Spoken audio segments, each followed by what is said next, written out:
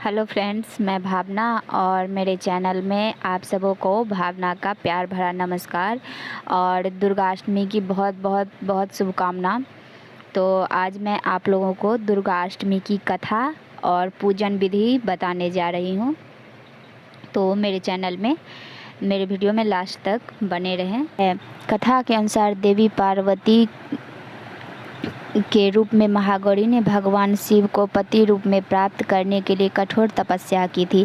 एक बार भगवान भोलेनाथ द्वारा कहे गए किसी वचन से पार्वती जी का मन का आहत होता है और पार्वती जी तपस्या में लीन हो जाती है। इस प्रकार कई वर्षों तक कठोर तपस्या करने पर जब पार्वती जी नहीं आती तो खोजते हुए भगवान शिव उसके पास पहुंचते हैं। वहां पहुंचकर वे पार्वती को देखकर आश्चर्यचकित रह जाते हैं। पार्वती जी का रंग अत्यंत औजपूर्ण होता है और उनकी छटा चांदनी के समान श्वेत और कुंद के फूल के समान ध्वल दिखाई पड़ती है। उनके वस्त्र और आभूषण से प्रसन्न होकर देवी उमा और गौरवन का वरदान देते हैं और वे महागौरी कहलाती है।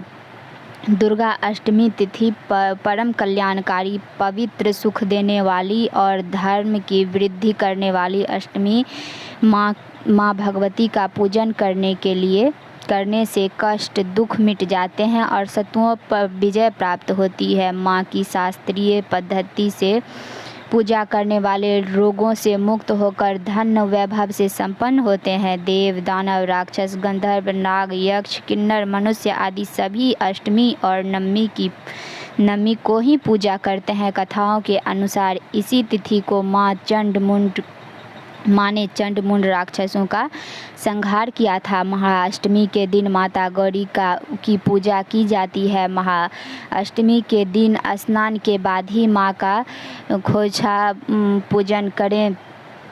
महाअष्टमी के दिन माँ दुर्गा के 9 रूपों की पूजा की जाती है, इसीलिए इस दिन मिट्टी के 9 कलश रखे जाते हैं और देवी दुर्गा के 9 रूपों का ध्यान किया जाता है, आह्वान किया जाता है।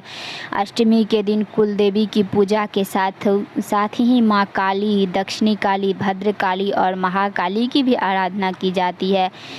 अष्टमी में माता को नारियल का भोग लगा सकते हैं, लेकिन इस दिन नारियल खाना निषेध है क्योंकि इसके खाने से बुद्धि का नाश होता है। महागौरी अन्नपूर्णा का रूप है, इसीलिए इस दिन माता अन्नपूर्णा की भी पूजा होती है। इसीलिए अष्टमी के दिन कन्या भोज और ब्राह्मणों को भोज कराया जाता है। इस दिन खीर, मालपुआ, मीठा हलवा, केले, नारियल, मिष्ठान, घेवर, घी और तिल और गुड़ माता को अर्पित करें।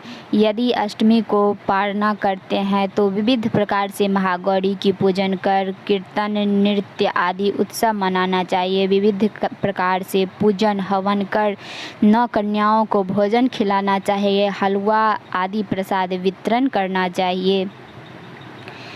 तो इस प्रकार से आप अष्टमी में व्रत रखें, पूजन करें और इसी प्रकार 9 कन्याओं को भोजन खिलाएं तो माँ अत्यंत प्रसन्न होती है और आपके सभी कष्टों को हरण करती है और आपका जीवन मंगलमय व्यतीत होता है।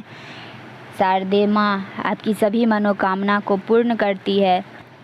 प्रेम से बोलिए माँ शारदे की जय। अगर मेरी वीडियो थोड़ी भी अच्छी लगी हो तो प्लीज़ ज़रूर लाइक करें, शेयर करें, सब्सक्राइब करें और मेरे वीडियो में बने रहने के लिए आप सबों को मेरा प्यार भरा नमस्कार। धन्यवाद।